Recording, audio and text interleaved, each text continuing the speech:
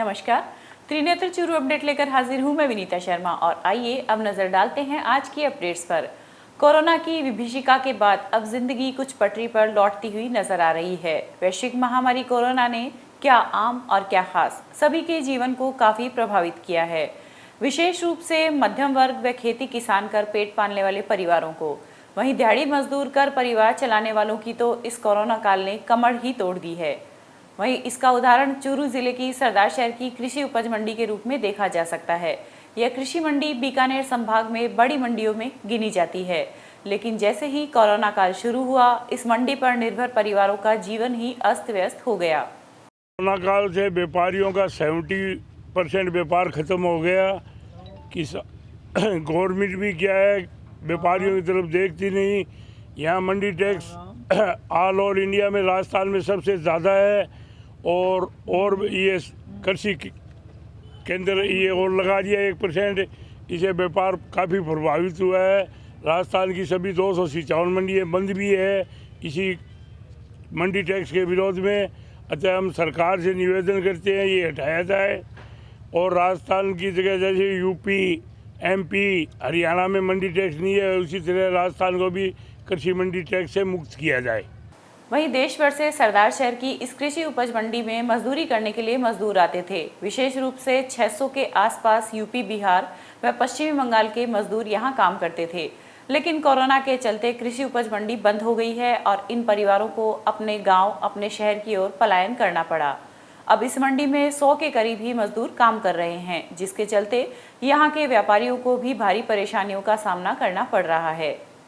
Corona काल में ये मंडी का जो क्षेत्र है बहुत बड़ा क्षेत्र है और यहाँ पे मजदूर दूर दूर से आते हैं। बिहार, बंगाल से मजदूर आते हैं। सबसे बड़ी तो मजदूरों की दिक्कत रही, जिनको बहुत दूर दूर जाना पड़ा और हर तरीके की दिक्कत हुई और रोज़गार यहाँ पे बिल्कुल ख़त्म ही हो गया था। और उससे ज़्यादा मजदूरों व्यापारियों को भी दिक्कत हुई, खूब परेशानी हुई। और सबसे बड़ी बात यह है कि सरकार की कोई मदद नहीं मिली यहाँ पे। तो हम आप मीडिया के माध्यम से यह कहना चाहते हैं कि सरकार उन बातों को ध्यान में रखते हुए कोई ऐसे कदम उठाए जिससे व्यापारियों की भी फायदा हो और मजदूरों को फायदा हो। कितने मजदूर काम करते थे? लगभग 600 या 700 मजदूर यहाँ पे काम करते थे। अब कितने में? अब तो कोई 150 के अंदर 100 के अंदर अंदर ही है बस। आपका नाम? मेरा नाम सुखबीर पारीक है, कृषि उपज मंडी व्यापार संघ सरदार शहर। सरदार शहर तहसील क्षेत्र में हैंडीक्राफ्ट का काम भी काफी बड़े स्तर पर होता है। बीकानेर संभाग का यह पहला इंडस्ट्रियल एरिया है जहां पर बड़ी संख्या में हैंडीक्राफ्ट का काम होता है। वहीं विदेशों में यहां का हैंडीक्राफ्ट का सामान भेजा जाता है, लेकिन कोरोना के चलते इस क्षेत्र से जुड़े हुए लोगों का व्यापार भी काफी प्रभावित हुआ है। हैंडीक्राफ्ट के व्यापारी ब्रिजमोहन सर्राफ ने बताया कि सरदार शहर में हैंडीक्राफ्ट फैक्ट्रियों में लगभग देश भर के 5000 से ज्यादा मजदूर काम करते थे। कोरोना के बाद ज़्यादातर मजदूर अपने गांव की ओर लौट चुके हैं। कोरोना के बाद में जैसे भी लॉकडाउन खुला, हैंडीक्राफ्ट का व्यापार यहाँ पे जैसे खुला, सबसे पहले तो यहाँ समस्या थी लेबर की। लकड़ी की समस्या इतनी हो गई कि लकड़ी के जो भाव थे उनमें पहले से 100 रुपये तक का इफाजा हो गया। जो लकड़ी 400 रुपये आती थी वो 500 हो गई, जो 600 आती थी वो 700 हो गई, जो 700 आती थी वो 800 रुपये, 100 रुपये फुट की लकड़ी में तेजी आ गई। तो जो लेबर गए थे उनकी पूर्ति उनसे हो गई। जो यहाँ पे आए थे वो हमारे पास काम के लिए आए, हमने उनको काम दिया। कम से कम हमने यहाँ 50-60 परिवारों को जो हमारे पास आए, तो जो आया उसको भी हमने काम दिया। मैंने कहा चलो आप, उनका भाई साहब हम यहाँ घर बैठे हैं, कोई काम नहीं है, कैसे काम चलेगा। तो हम लोगों ने उनको हमारी तरफ से जितनी हेल्प उनको सहायता दी, उनको काम दिया। लेकिन तमाम मुश्किलों के बावजूद इन सभी का कहना है कि हम और ज़्यादा मेहनत करेंगे ताकि इस मंदी को समाप्त किया जा सके और एक बार फिर से सभी लोग खुशहाल हों। चूरू विधानसभा क्षेत्र के किसानों के लिए आज का दिन राहत भरा सिद्ध हुआ, क्योंकि पिछले कई दिनों से किसान रबी फसल के खराबे का मुआवजा मांग रहे थे, जो कि 2018 से बाकी चल रहा था। इस संदर्भ में विधानसभा में उपनेता प्रतिपक्ष राजेंद्र राठौड़ ने न केवल विधानसभा में पिछले सत्र के दौरान उन किसानों को मुआवजा दिलाए जाने की आवाज उठाई थी, जिसके तहत आज रबी फसल 2018 का मुआवजा 499 किसानों के खाते में 1,49,00,000 रुपए की राशि जमा हो गई है। गौरतलब है कि इसमें कुल मुआवजा मांगने वाले किसान 718 थे, जिनमें से 499 किसानों को गत 8 सितंबर को बीमा कंपनी के द्वारा मुआवजा देने की घोषणा कर दी गई थी तथा 10 सितंबर को उक्त राशि किसानों के खातों में जमा हो गई है। तथा अपने संदेश के दौरान उपनेता प्रतिपक्ष ने आशा व्यक्त की है कि शेष रहे किसानों को भी शीघ्र मुआवजा राशि प्राप्त हो, इसके लिए वे उच्च स्तर पर प्रयास करेंगे। रतनगढ़ से लोसल वाया सालासर सड़क निर्माण में मुआवजे की मांग को लेकर गांव सांगासर में 50 दिन से चल रहा धरना व 2 दिन से शुरू हुआ आमरण अनशन आज कांग्रेस नेता पूसाराम गोदारा ने आंदोलनकारियों को जूस पिलाकर तुड़वाया। वहीं किसानों ने इसके साथ ही अपने आंदोलन को स्थगित कर दिया। वहीं लूंच व भीचरी के आंदोलनकारी किसानों से भी गोदारा ने वार्ता की। वहीं पूसाराम गोदारा ने जिला कलेक्टर डॉक्टर प्रदीप के गावंडे से मोबाइल पर वार्ता की तो जिला कलेक्टर ने बताया कि मुआवजे की प्रक्रिया के लिए सर्वे रिपोर्ट को अंतिम रूप देकर आगे की कार्रवाई के लिए सरकार को भेज दी गई है। अब शीघ्र ही सड़क निर्माण में आने वाली भूमि के किसानों को नोटिस प्रक्रिया शुरू कर आपत्तियां सुनने का काम शुरू किया जाएगा। चूरू नगर परिषद की सभापति पायल सैनी एवं आयुक्त द्वारका प्रसाद ने गाजसर गिरनारी का निरीक्षण कर मौके पर मौजूद अधिशासी अभियंता इरफान अली व सहायक अभियंता अच्युतधर द्विवेदी को गिरानी की सुरक्षा को लेकर आवश्यक दिशा निर्देश दिए। इस दौरान सभापति सैनी ने बताया कि उनके सभापति बनने के बाद से लेकर अब तक उन्होंने नगर परिषद में उपलब्ध संसाधनों के साथ बरसात के मौसम में भी गिरानी के पानी को गाजसर गाँव की ओर जाने नहीं दिया है। वहीं नगर परिषद की टीम द्वारा दिन रात गिरानी की समस्या के समाधान के प्रयास किए जा रहे हैं। बावजूद इसके बुधवार को कुछ शरारती तत्वों द्वारा गिरानी के आसपास रह रहे बस्ती के लोगों के स्वास्थ्य के साथ खिलवाड़ किए जाने का कुत्सित प्रयास किया गया, जो कि बर्दाश्त नहीं किया जाएगा। सभापति ने बताया कि बुधवार को किसी समय कुछ अज्ञात शरारती तत्वों ने गिरानी पर लगे चैनल गेट को खोल दिया और पत्थर लगाकर चले गए, जिससे गिरानी का पानी आम रास्ते पर आना शुरू हो गया। जिसकी सूचना उन्हें मिलते ही उन्होंने तत्काल अधिकारियों को सूचित कर मौके पर भेजा और पानी निकासी को बंद करवाया। गिनानी में जो गेट लगा हुआ है पानी को कंट्रोल करने के लिए, वो किसी असामाजिक तत्व द्वारा दुर्भावना से उस गेट को खोल दिया गया था और जिसकी खबर मिलते ही नगर परिषद के द्वारा उस पर तत्काल नियंत्रण पाया गया। आज उसी का मौका निरीक्षण किया गया है और जो गाजसर की गिनानी है वो भी अंडर कंट्रोल है। और ये जो बरसात का मौसम था, जैसे कि आपको पता है कि हर साल गाजसर की गिनानी जो वो टूटती आई है, लेकिन इस बार नगर परिषद ने अपने उपयुक्त नियंत्रण के द्वारा और अच्छी मॉनिटरिंग के द्वारा इसे टूटने नहीं दिया है। और कुछ जो असामाजिक तत्व है जिनके द्वारा ये दुर्भावनापूर्ण कार्य किए जा रहा है, उसमें भी हम उन्हें सक्सेस नहीं होने देंगे। और ये जो गाजसर की गिनानी है, इससे इस बार गाजसर के जो गांव के जो लोग हैं जो इससे प्रभावित हो सकते हैं, उनको पूर्णतः हम लोग बचा कर रखेंगे। इसी का मौका निरीक्षण किया गया है। सरदार शहर में बुधवार को हुई मारपीट की घटना के बाद गुरुवार को जिला कलेक्टर व पुलिस अधीक्षक ने स्थिति का जायजा लिया। वहीं इसके बाद पंचायत समिति सभागार में शहर के प्रमुख लोगों से चर्चा की तथा शहर में शांति एवं सौहार्द बनाने की अपील की। बैठक के दौरान प्रशासनिक अधिकारियों ने कहा कि शांति एवं सौहार्द को बिगाड़ने वाले लोगों को बख्शा नहीं जाएगा। इस मौके पर उपस्थित शहर के प्रमुख लोगों ने पुलिस की ओर से तुरंत की गई कार्रवाई के लिए प्रशंसा कर धन्यवाद दिया। इस अवसर पर एसडीएम रीना छिपा, अतिरिक्त पुलिस अधीक्षक योगेंद्र फौजदार, पुलिस उप अधीक्षक गिरधारीलाल शर्मा, थानाधिकारी महेंद्र दत्त शर्मा, अतिरिक्त विकास अधिकारी दुर्गाराम पारिक व नेता प्रतिपक्ष राजकरण चौधरी सहित शहर के अनेक गणमान्य जन मौजूद थे। देखिए, इस पक्ष में इस मामले में जो सीसीटीवी फुटेज हमारे पास आए हैं और जो लोगों से हमने पूछताछ की, उसके आधार पर प्रथम दृष्टया 14 लोगों के विरुद्ध हमने अपराध प्रमाणित पाया। 14 लोगों को हमने अभी गिरफ्तार किया है। इनमें से कई लोग नामजद भी हैं और शेष लोगों की गिरफ्तारी के लिए हमने विशेष टीम बनाई है। एडिशनल एसपी साहब चूरू के नेतृत्व में 4 SHOs की टीम शेष गिरफ्तारियों के लिए लगी, जो जल्द से जल्द गिरफ्तारियाँ करेगी। सर, कितने नामजद है, कितने वांछित? देखिए, इसमें लगभग 25 से 1 लोग नामजद हैं और अन्य भी कई हैं।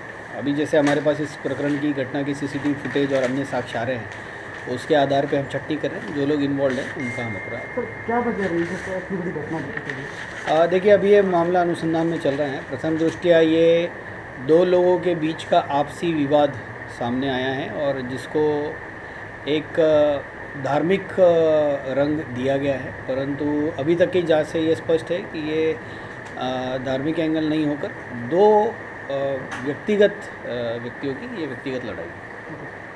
अब वक्त हो चुका है एक अंतराल का।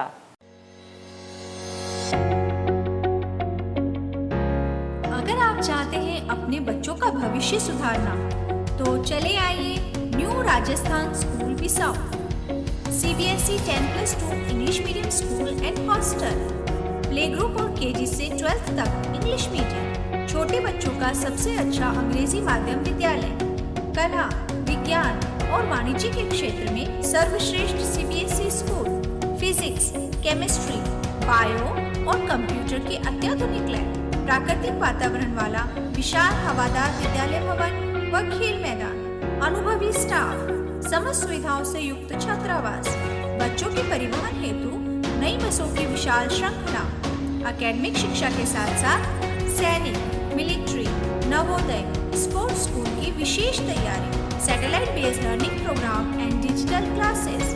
तो चले आइए कम फीस और अच्छी पढ़ाई के लिए न्यू राजस्थान स्कूल बिसाऊ। संपर्क करें इंजीनियर नवीन सिहार। अंतराल के बाद फिर से स्वागत है। रतनगढ़ क्षेत्र के निजी स्कूल संचालकों की बैठक आज श्री सावित्री उच्च माध्यमिक स्कूल में हुई। स्कूल एजुकेशन वेलफेयर एसोसिएशन सेवा के तत्वाधान में हुई बैठक में 21 सितंबर से कक्षा 9 से 12 तक के विद्यार्थियों के अध्ययन के लिए खुलने वाली स्कूल के लिए जारी गाइडलाइन पर चर्चा की गई। वहीं बैठक को संबोधित करते हुए एसोसिएशन के तहसील अध्यक्ष भवानी सिंह गोलसर ने कहा कि कोरोना काल में स्कूल आने वाले विद्यार्थियों के लिए सैनिटाइजर या हाथ धुलाने के लिए माकूल व्यवस्था होना बहुत जरूरी है। साथ ही सोशल डिस्टेंसिंग की पालना भी सुनिश्चित की जाए। बीदासर में राजस्थान शिक्षक संघ के द्वारा आज उपखंड अधिकारी को ज्ञापन सौंपा। वहीं सौंपे गए ज्ञापन में बताया गया कि कोरोना महामारी में सभी शिक्षकों ने भी कोरोना वायरस की भूमिका अदा की है। इसी को मद्देनजर रखते हुए वेतन कटौती के आदेशों को निरस्त किया जाए। वहीं बकाया वेतन का भुगतान भी जल्द से जल्द करवाया जाए। ब्लॉक अध्यक्ष मक्खनलाल के नेतृत्व में शिक्षकों ने अपनी 6 सूत्रीय मांगों को लेकर ज्ञापन दिया है। इस दौरान संघ के अनेक शिक्षक मौजूद थे। आज हमारे संघ के द्वारा जो ज्ञापन दिया जा रहा है, उस ज्ञापन में जो मुख्य मांग है वो गवर्नमेंट जो कर रही है हमारी वेतन कटौती शिक्षकों की या अन्य कर्मचारियों की, तो उस शिक्षकों की जो वेतन कटौती है, उस वेतन कटौती का विरोध करने के लिए हम सभी जो पूरे राजस्थान में जितने भी ब्लॉक स्तर पे है, राज्य जिला स्तर पे है, सब जगह एक साथ आज वो ज्ञापन दे रहे हैं। जिला मुख्यालय पर आज भारतीय मजदूर संघ के कार्यकर्ता कलेक्ट्रेट पहुंचे और उन्होंने प्रदेश के श्रमिकों की समस्याओं के निराकरण के संबंध में 11 सूत्रीय मांग पत्र मुख्यमंत्री के नाम जिला कलेक्टर को सौंपा है। वहीं ज्ञापन में उल्लेख किया गया है कि कर्मचारियों के 1 दिन के वेतन कटौती आदेश को निरस्त किया जाए, साथ ही सरकारी उपक्रमों का अंधाधुंध निजीकरण भी बंद किया जाए। आज को जो ज्ञापन का विषय है वो संगठित और असंगठित मजदूरों के समस्याओं के समाधान के लिए कलेक्टर साहब के माध्यम से मुख्यमंत्री महोदय के नाम है, जिसमें विशेष जो आज का मुद्दा है वो है श्रमिकों के वेतन से 1 दिन की जो कटौती की जा रही है वो कटौती अनुचित है। इसमें 3 विभाग जो प्रमुख रूप से हैं, बिजली, पानी और रोडवेज, इन्होंने कोरोना काल में खूब भागादौड़ की है, सबसे ज़्यादा ड्यूटी की है लोगों ने। और रोडवेज में तो आपको बताऊं कि सातों वेतनमान भी नहीं लगा, कर्मचारियों को वेतन कम मिल रहा है दूसरे डिपार्टमेंट की बजाय, फिर भी 1 दिन की जो वेतन कटौती की जा रही है उसका भारतीय मजदूर संघ विरोध करता है। राजकीय विधि महाविद्यालय चूरू के प्राचार्य डॉक्टर एस.के. सैनी को डॉक्टर भीमराव अंबेडकर विधि विश्वविद्यालय के प्रबंधन मंडल का सदस्य बनाए जाने के उपलक्ष्य में आज राजकीय विधि महाविद्यालय पार्क में माल्यार्पण का स्वागत एवं अभिनंदन कार्यक्रम आयोजित किया गया। इस अवसर पर एनएसयूए के राष्ट्रीय संयोजक सद्दाम हुसैन ने कहा कि प्राचार्य डॉक्टर सैनी को डॉक्टर भीमराव अंबेडकर विधि विश्वविद्यालय के प्रबंधन मंडल का सदस्य बनाया जाना चूरू जिले के लिए ही नहीं अपितु संपूर्ण शेखावाटी के लिए गर्व का विषय है। आज हमने राजकीय विधि महाविद्यालय चूरू के प्राचार्य डॉक्टर एस.के. सैनी साहब को डॉक्टर भीमराव अंबेडकर विधि विश्वविद्यालय के प्रबंधन मंडल का सदस्य बनाए जाने के उपलक्ष्य में आज हमने इनका माल्यार्पण करके स्वागत एवं अभिनंदन किया है। चूरू जिले के नहीं बल्कि पूरे शेखावाटी का गर्व का विषय है कि हमारे पूरे शेखावाटी से एकमात्र शिक्षाविद का चयन हुआ है। सरदारशहर के उच्च अध्ययन शिक्षा संस्थान मानित विश्वविद्यालय गांधी विद्या मंदिर में आज महामहिम राज्यपाल कलराज मिश्र के आतिथ्य में 5म दीक्षांत समारोह का ऑनलाइन भव्य आयोजन हुआ। दीक्षांत समारोह में मुख्य वक्ता के रूप में अपने विचार व्यक्त करते हुए राज्यपाल महोदय ने गांधी विद्या मंदिर की सराहना करते हुए कहा कि 2 अक्टूबर 1950 को स्थापित यह ऐतिहासिक संस्था है। इस संस्था की नींव पूर्व राष्ट्रपति डॉक्टर राजेंद्र प्रसाद ने रखी थी। वहीं इसे विनोबा भावे व पूर्व प्रधानमंत्री अटल बिहारी वाजपेयी जैसे महान लोगों का मार्गदर्शन प्राप्त हुआ है। अब मैं आप सामने मूल तत्व जो फंडामेंटल ड्यूटी है इसके बारे में मैं बोलूँगा। अनुच्छेद 51 का मूल कर्तव्य भारत के प्रत्येक नागरिक का यह कर्तव्य होगा कि वह पहला संविधान का पालन करे और इसके आदर्शों। इस मौके पर कुलाधिपति कनकमल दुग्गड़ ने दीक्षांत शपथ एवं मंत्रोच्चारण के साथ साथ विश्व के महान गुरुओं को नमन करते हुए उनके जीवन से प्रेरणा लेने का आह्वान किया। साथ ही स्वामी विवेकानंद के शिकागो धर्म सम्मेलन एवं विनोबा भावे के जन्मदिन का भी स्मरण करवाया। कार्यक्रम में पीएचडी, अधि स्नातक और स्नातक विद्यार्थियों को उपाधि दी गई। साथ ही आयोजित दीक्षांत समारोह में सोशल डिस्टेंस के नियमों का यथावत पालन किया गया। रतनगढ़ विधायक अविनेश महर्षि के शीघ्र स्वस्थ होने की कामना करते हुए भारतीय जनता पार्टी युवा मोर्चा के कार्यकर्ताओं ने आज दान पुण्य किया। मोर्चा के रतनगढ़ मंडल संयोजक नरेंद्र जांगीर के नेतृत्व में कार्यकर्ताओं ने चूरू रोड स्थित पिंजरापोल गौशाला में गायों को गुड़ व हरा चारा खिलाते हुए कोरोना पॉजिटिव आए विधायक महर्षि के शीघ्र स्वस्थ होने की कामना की। इस मौके पर भाजपा नेता नंदलाल सुरोलिया, नदीम चेजारा व नरेश कालरी सहित कई कार्यकर्ता उपस्थित थे। कल हमारे आदरणीय विधायक श्री अविनेश जी महर्षि की रिपोर्ट कोरोना पॉजिटिव आने पर चिकित्सकों की सलाह पर अस्पताल में भर्ती हुए हैं। उनके लिए आज हम सभी कार्यकर्ताओं ने गायों को गुड़ व हरा चारा खिलाकर माँ भगवती की कृपा से ये जल्द स्वस्थ होकर हमारे बीच लौटे और जनता का कार्य फिर से शुरू करें। रतनगढ़ में अवैध रूप से हथियारों की खरीद फरोख्त का मामला सामने आया है। जानकारी के अनुसार सब इंस्पेक्टर गोपीराम ने गश्त के दौरान अवैध हथियार की बिक्री करने जा रहे युवक को गिरफ्तार कर उसके कब्जे से made in US 7.65 mm pistol बरामद की है। पुलिस की माने तो आरोपी हथियार की खरीद फरोख्त के दर्ज मामले में वांछित था। वहीं अवैध हथियारों की खरीद फरोख्त के मामले में पुलिस द्वारा बीते 19 दिनों में दूसरी कार्रवाई की गई है। मैं मेरे जाब्ते के साथ में गश्त में था और दौरान गश्त मुखबिर से सूचना मिली कि अपने रतनगढ़ इलाके का बदमाश है मुकेश उर्फ सेरिया नायक निवासी वार्ड नंबर 31 रतनगढ़, वो अपने हथियार को किसी को बेचने की फिराक में रेलवे स्टेशन के पास में गजराज होटल है तो वहाँ घूम फिर रहा है। इस इत्तला की तस्दीक के लिए मैं वहाँ पे मौके पे गया और उसको मौके से पकड़ा तो उसकी डब्बे में एक 7.65 mm का पिस्टल उसके अवैध कब्जे से मिला। अभी तो इसको पेश करके और कोर्ट में इसका रिमांड लेंगे कि भी कहाँ से लेके आया है और इसके पास में और कितने हथियार हैं। ये पहले भी हथियार में लिप्त रहा है तो उसकी लिप्तता के बारे में गहनता से अनुसंधान किया जाना है। रतनगढ़ में आज राजस्थान ब्राह्मण महासंघ द्वारा प्रजापति मुक्तिधाम में पौधे लगाकर उनकी सार संभाल की जिम्मेदारी ली। महासंघ के प्रदेश अध्यक्ष डॉक्टर विनोद शर्मा एवं महिला प्रदेशाध्यक्ष निर्मला शर्मा के आह्वान पर जिला अध्यक्ष प्रदीप आत्रे के नेतृत्व में कार्यकर्ताओं ने मुक्तिधाम परिसर में पर्यावरण संरक्षण के लिए 11 पौधे लगाकर उनकी सार संभाल की जिम्मेदारी ली। इस मौके पर महासंघ के जिला विधि सलाहकार एडवोकेट प्रशांत महर्षि, श्रीराम पीपलवा व पंकज महर्षि सहित कई कार्यकर्ता उपस्थित थे। और वक्त हो चुका है एक अंतराल का। Prince school and hostel Churu कक्षा 2 से 9 तक अंग्रेजी माध्यम का विद्यालय, NCERT सिलेबस के साथ सैनिक, नवोदय, मिलिट्री, स्पोर्ट्स स्कूल की तैयारी करवाने वाला एकमात्र डे बोर्डिंग स्कूल। हर क्लास में केवल 25 सीटें ही निर्धारित। No homework, no lunch box pattern पर स्कूल में संपूर्ण व्यवस्था। शारीरिक व मानसिक विकास के लिए जिला खेल स्टेडियम में 1 घंटे का खेल सत्र। तो चले आइए prince school and hostel Churu, Puniya colony, railway crossing के पास, बिसाऊ रोड, चूरू। संपर्क करें डॉक्टर प्रताप सिंह। अंतराल के बाद फिर से स्वागत है। जिला मुख्यालय पर आज समाज सेवी व पर्यावरण प्रेमी शिक्षक बाबूलाल तूनगरिया को राष्ट्रपिता महात्मा गांधी की 150वीं जयंती वर्ष के उपलक्ष्य में आयोजित अगस्त क्रांति सप्ताह के अंतर्गत कोरोना महामारी नियंत्रण में उत्कृष्ट कार्य करने के लिए जिला कलेक्टर डॉक्टर प्रदीप के गावंडे ने सम्मान पत्र देकर सम्मानित किया है। इस मौके पर जिला कलेक्टर ने कहा कि कोरोना के खिलाफ लड़ाई में प्रत्येक व्यक्ति का योगदान जरूरी है। रतनगढ़ के वार्ड संख्या 20 में पिछले 1 वर्ष से चल रही बिजली की समस्याओं का विभाग को बार-बार अवगत करवाने के बाद भी समाधान नहीं हुआ।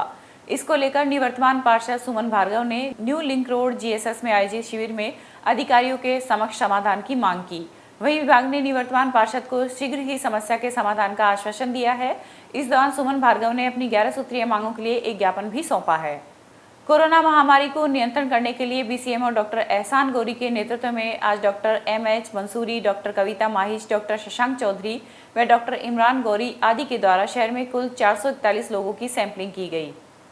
डॉक्टर एहसान गौरी ने बताया कि डॉक्टर कविता माहिज की टीम ने जिला जेल में 190 व जिला निर्वाचन विभाग में 26, वहीं डॉक्टर एमएच मंसूरी की टीम ने कन्या महाविद्यालय छात्रावास में 36 व महेंद्र एंड सन्स में 49 तथा LIC में 29 व SBI बैंक में 26 लोगों के सैंपल लिए।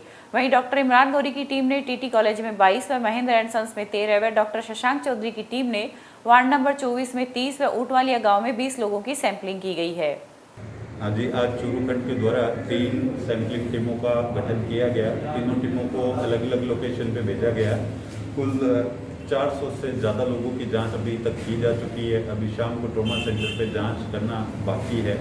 हमने आज कलेक्ट्रेट में, निर्वाचन विभाग में, LIC में, SBI बैंक में और हमारे जो क्वारंटाइन सेंटर पे जो प्रवासी आए हुए थे वहाँ पे इन सारी जगहों पर मिला के कुल 400 से ज़्यादा सैंपल अभी तक कर लिए हैं। तो शाम को ट्रॉमा सेंटर पर भी सैंपलिंग का कार्य किया जाएगा। 406 लोगों के सैंपल अभी तक लगभग हो चुके हैं। अज्ञात वाहन की टक्कर से 48 वर्षीय स्कूटी सवार व्यक्ति की मौत हो गई। घटना रतनगढ़ के मेगा हाईवे पर बुधवाली फाटा के पास की है। सूचना पर रतनगढ़ पुलिस मौके पर पहुंची तथा शव को राजकीय अस्पताल की मोर्चरी में रखवाया है। हेड कांस्टेबल महेंद्र कुमार ने बताया कि पड़िहारा निवासी अशोक सिंह खेत की सार संभाल करके स्कूटी से पड़िहारा के वार्ड नंबर 20 में स्थित अपने घर जा रहा था कि मेगा हाईवे पर बुधवाली फाटा के पास अज्ञात वाहन ने उसके टक्कर मार दी, जिससे उसकी मौके पर ही मौत हो गई। मिली थी कि भाई पड़िहारा जो बुधवाली फाटा है उसके आगे एक्सीडेंट हो गया है, और जब वहाँ मौके पर पहुँचे तब स्कूटी सवार था एक पड़िहारा के अशोक सिंह जी पुत्र इंदर सिंह, जिसकी अज्ञात वाहन ने टक्कर मार दी, जिसकी बुरी तरह से जो उसका शव है विकसित हो गया और उसकी जो डेड बॉडी है उसको उठा के यहाँ मोर्चरी रूम में रखवा दी गई। जो व्हीकल पूरी तरह से क्षतिग्रस्त हो गया उसको पड़िहारा चौकी में खड़ा करवा दिया। अज्ञात वाहन है उसकी तलाश जारी है। चूरू के धीरासर गांव के पास आज मोटरसाइकिल सवार राजेंद्र कुमार चूरू आ रहा था। इसी दौरान मोटरसाइकिल के सामने अचानक एक गाय आ गई, जिससे मोटरसाइकिल गाय से टकरा गई, जिससे युवक सड़क पर गिर गया और गंभीर घायल हो गया। वहीं घायल को निजी वाहन से राजकीय DB अस्पताल में इलाज के लिए भर्ती करवाया गया। भादरा में आज SFI संगठन की ओर से हरियाणा के गांव पीपली में किसान आंदोलन पर लाठीचार्ज करने वाले पुलिसकर्मियों को बर्खास्त करने व किसानों की मांगों को पूरा करने की मांग को लेकर उपखंड अधिकारी के मार्फत प्रधानमंत्री के नाम एक ज्ञापन सौंपा है। ज्ञापन में बताया गया है कि कल पीपली में किसान अपनी मांगों को लेकर शांतिपूर्वक सभा करना चाह रहे थे, लेकिन पुलिसकर्मियों ने किसानों को सभा स्थल तक नहीं पहुंचने दिया और रास्ते में रोक लिया और किसानों पर लाठियां बरसाई गई। आज SFI तहसील कमेटी भादरा ने हरियाणा के पीपली में किसान आंदोलन पर हुए लाठीचार्ज के विरोध में उपखंड अधिकारी को प्रधानमंत्री के नाम ज्ञापन सौंपा है। SFI मांग करती है कि किसानों पर लाठी बरसाने वाले पुलिसकर्मियों को तुरंत बर्खास्त किया जाए, किसान नेताओं को गिरफ्तार किया गया उन्हें तुरंत रिहा किया जाए और किसानों की मांगों को तुरंत माना जाए। अगर किसानों की मांगों को तुरंत नहीं माना गया तो SFI किसानों के समर्थन में आर पार की लड़ाई लड़ने को तैयार है। सरदार शहर में आज नशा मुक्त टीम की ओर से गांधी चौक पर श्रद्धांजलि सभा का आयोजन किया गया, जिसमें 1965 में भारत पाकिस्तान युद्ध में शहीद हुए अब्दुल हमीद को श्रद्धांजलि अर्पित की गई। इस अवसर पर बलदेव सारण ने कहा कि परमवीर चक्र विजेता अब्दुल हमीद ने 1965 में युद्ध के दौरान पाकिस्तान के 7 टैंक नष्ट कर साहसिक परिचय दिया। इस अवसर पर टीम के अयूब कायम खानी, संपत राम जांगीड़ व धर्मेंद्र कुरील सहित अनेक लोग मौजूद थे। सन 1965 में जब भारत और पाकिस्तान का युद्ध हुआ तो पंजाब के तरन तारण क्षेत्र में खेमकरण सेक्टर में वीर अब्दुल हमीद ने एक नंगी जो माउंटेड जीप थी उसमें बैठकर और अपने राइफल से लोहा लेते हुए पाकिस्तान के 7 पैटर्न टैंक्स जो उस समय अमेरिका के दिए हुए थे, अभेद्य माने जाते थे, उन 7 पैटर्न टैंक्स को तोड़ दिया। और उस इतनी बहादुरी और साहसिक का जब वो कार्य कर रहे थे तो उनको देखकर जो और साथ के जो सैनिक थे उनका हौसला बहुत ज़्यादा बढ़ गया। भारत के परमवीर श्री अब्दुल हमीद जी का जो शहादत दिवस है, जो शौर्य दिवस है, हम सरदार शहर वासी बड़े फख्र के साथ मना रहे हैं। सरदार शहर तहसील के गांव सोनपालसर के एक युवक से अज्ञात व्यक्ति द्वारा 2,30,000 रुपए से भरा बैग गायब करने का मामला सामने आया है। गांव सोनपालसर के कालूराम छिपाने थाने में रिपोर्ट दी कि मेरी गांव में किराना की दुकान है। आज सुबह मैं अपने गांव से दुकान का सामान लेने के लिए सरदार शहर आया था। वहीं मैंने अपना थैला पिकअप में रखा और सामान डालने लगा। उसी दौरान कोई अज्ञात व्यक्ति मेरा थैला चोरी कर ले गया। वहीं पास में लगी दुकान के सीसीटीवी फुटेज चेक किए तो एक व्यक्ति मेरे उक्त थैले को चोरी कर ले जाते हुए दिखा है। पुलिस पीड़ित की रिपोर्ट लेकर मामले की जानकारी में जुट गई है। ये था आज का चूरू अपडेट। कल फिर हाजिर होंगे नई अपडेट के साथ। अब दीजिए इजाजत। नमस्कार।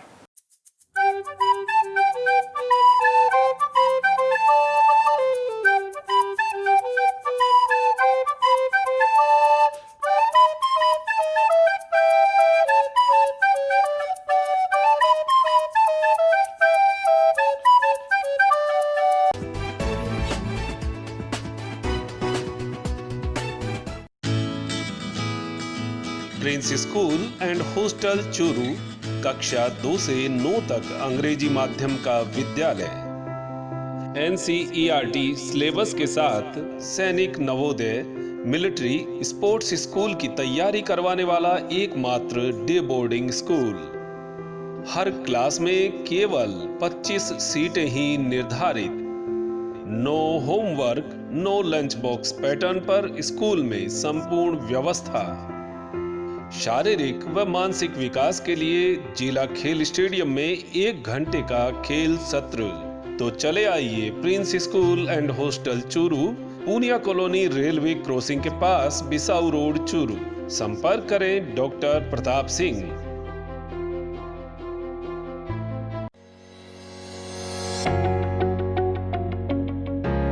अगर आप चाहते हैं अपने बच्चों का भविष्य सुधारना तो चले आइए new Rajasthan school Bisau. CBSE 10+2 English medium school and hostel, play group और KG से 12th तक इंग्लिश मीडियम, छोटे बच्चों का सबसे अच्छा अंग्रेजी माध्यम विद्यालय। कला, विज्ञान और वाणिज्य के क्षेत्र में सर्वश्रेष्ठ CBSE school, physics, chemistry, bio और कंप्यूटर के अत्याधुनिक लैब, प्राकृतिक वातावरण वाला विशाल हवादार विद्यालय भवन व खेल मैदान, अनुभवी स्टाफ, समस्त सुविधाओं से युक्त छात्रावास, बच्चों के परिवहन हेतु नई बसों की विशाल श्रृंखला, एकेडमिक शिक्षा के साथ साथ सैनिक, मिलिट्री, नवोदय, स्पोर्ट्स स्कूल की विशेष तैयारी, satellite based learning programme and digital classes. तो चले आइए कम फीस और अच्छी पढ़ाई के लिए न्यू राजस्थान स्कूल बिसाऊ। संपर्क करें इंजीनियर नवीन सिहार।